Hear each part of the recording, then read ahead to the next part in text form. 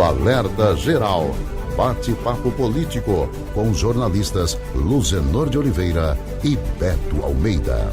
Entramos na reta final da corrida pela presidência da República. Estamos na última semana que antecede ao segundo turno e a campanha se torna ainda mais acirrada. O repórter Carlos Alberto já está conosco e traz as primeiras informações sobre a agenda desta semana, as informações de última hora e o que nós teremos ao longo da semana na disputa pela presidência da República. Carlos Alberto.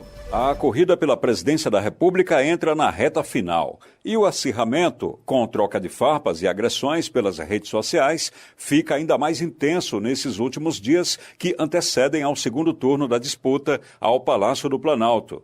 A campanha pelo rádio e pela televisão também apresenta um tom de animosidade bem elevado. E seja qual for o resultado da eleição, o país ficará dividido. São apenas mais 7 dias e chegaremos ao dia da escolha do nome que irá comandar pelos próximos 4 anos o país. De um lado, o presidente Jair Bolsonaro, candidato à reeleição. Do outro lado, o presidenciável Lula. Os dois disputam voto a voto. E pelas pesquisas, a diferença é inferior a 5 pontos, ficando, em algumas situações, no empate técnico. Os coordenadores das campanhas de Lula e Bolsonaro trabalham para estimular os eleitores a irem às urnas, porque uma abstenção elevada pode mudar os cenários traçados pelas pesquisas da intenção de voto. De hoje até o próximo sábado, véspera da eleição, teremos pelo menos 6 pesquisas que irão mostrar o sentimento dos eleitores sobre os rumos políticos do país. Com informações dos bastidores políticos, Carlos Alberto.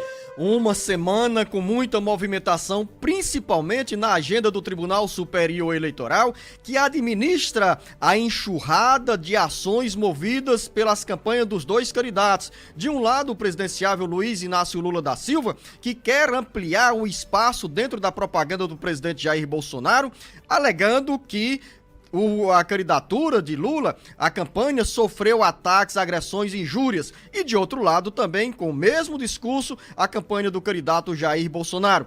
É uma semana, Marcos Furlan, de muita intensidade, de muita movimentação. Em cada estado, mesmo onde nós não temos o segundo turno da disputa aos governos estaduais, como acontece aqui no Ceará, os aliados dos presidenciáveis Luiz Inácio Lula da Silva e Jair Bolsonaro estão com o pé na estrada porque a disputa vai ser voto a voto.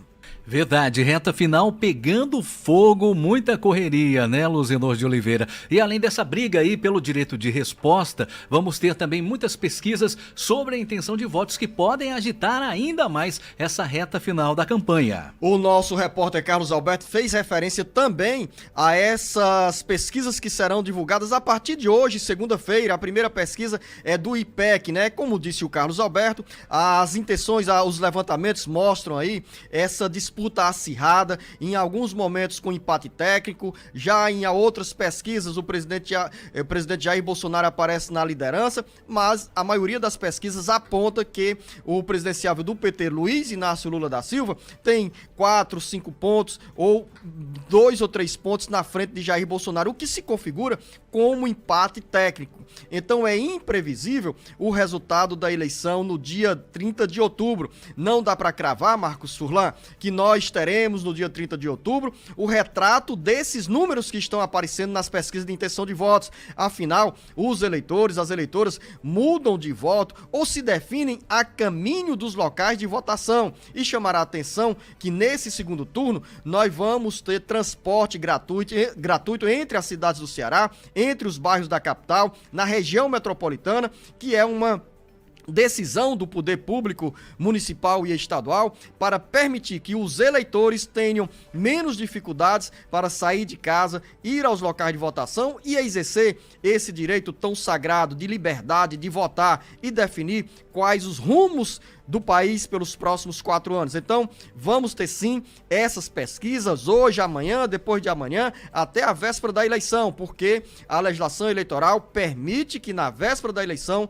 nós tenhamos também a divulgação de pesquisas de intenção de voto. Tem uma guerra sobre as pesquisas, inclusive com uma investigação aberta pela Polícia Federal, barrada pelo Tribunal Superior Eleitoral, e simultânea a essa investigação policial, temos também tramitando na Câmara Federal projetos de lei que institui regras mais duras para as pesquisas de opinião pública. Eu tenho uma opinião bem diferente do que o jornalista Beto Almeida, que é cáustico com as empresas que atuam nessa área. Creio que, além dessa, muito mais importante do que essa regulamentação imposta pela legislação eleitoral, pelo Congresso Nacional, o mais importante é que esse mercado tem uma autorregulamentação, ou seja, as empresas têm a responsabilidade e sabem qual é o limite da responsabilidade para executar projetos, pesquisas, dentro de uma margem que dê credibilidade ao próprio Instituto, porque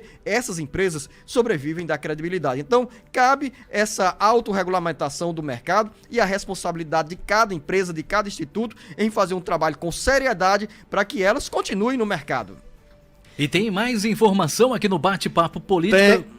Tem informação, te cortei, Marcos Furlan, mas eu quero que o Carlos Alberto volte agora, porque na agenda nós temos aí, surgem informações após o primeiro turno das eleições deste ano, quando tivemos o resultado, o desempenho dos partidos na disputa por vagas na Câmara Federal. E algumas siglas definharam, emagreceram, como é o caso do PSDB. Os tucanos viraram nanicos, ou se transformam em nanicos a partir do dia 1º de fevereiro, diante da baixa representação que o partido terá na Câmara Federal. Quem traz esses detalhes agora é o Carlos Alberto. Os tucanos estão sem rumo e sem destino.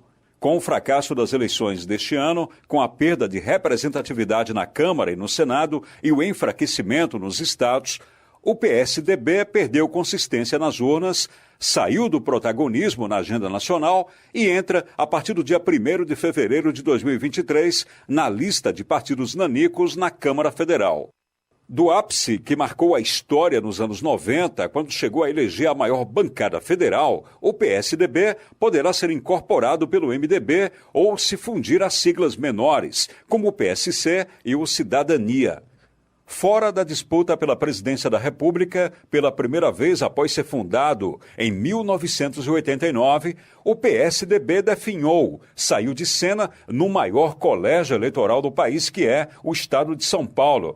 E nas demais unidades da federação, a exemplo do Ceará, está longe do poder.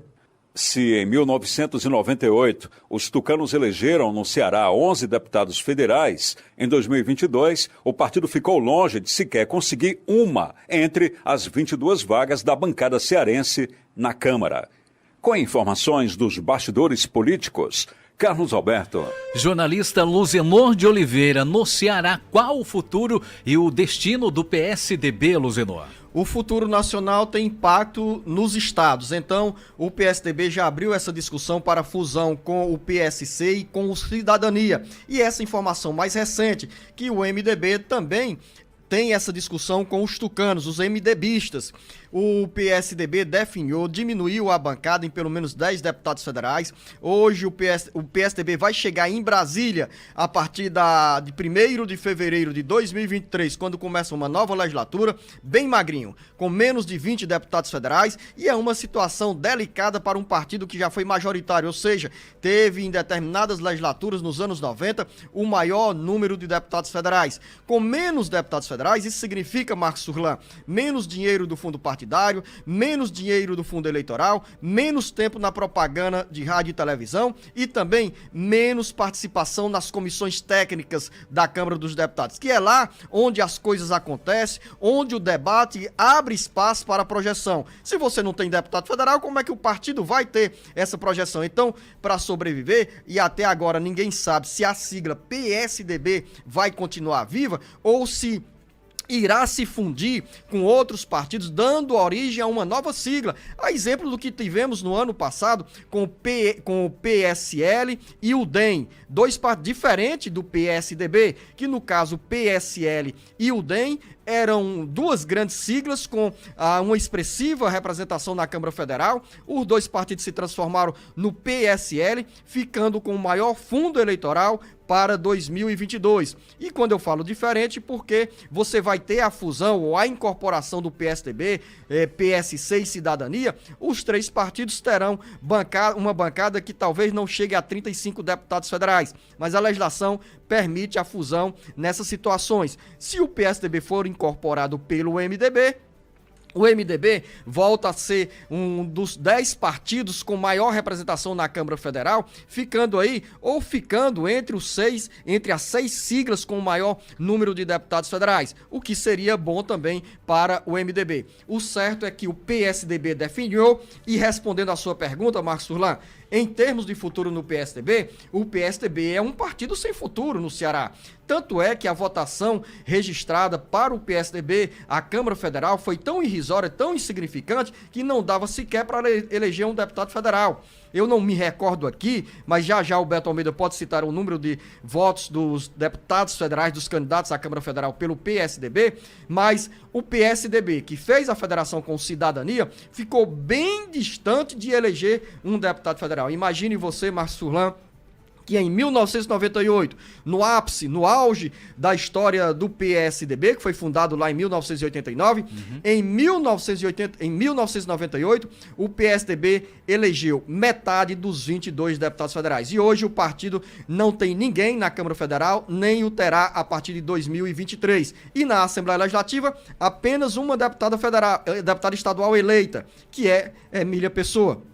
Então, o PSDB, pode-se dizer assim, é um partido sem futuro na política do Ceará. Que coisa, e daqui hein? Que coisa, né, Marcos Furlan? Que coisa. Mas é aquela história o tempo passa, né, Marcos Furlan? E a catraca gira. É verdade. A fila anda, né? E andou. E daqui a pouco tem a participação do jornalista Beto Almeida para falar sobre os lixões que tiram a saúde de muitos brasileiros e também de muitos cearenses. Os municípios têm um prazo para acabar com os lixões, mas é uma realidade ainda bem distante. Daqui a pouco, muito mais para você, ouvinte internauta.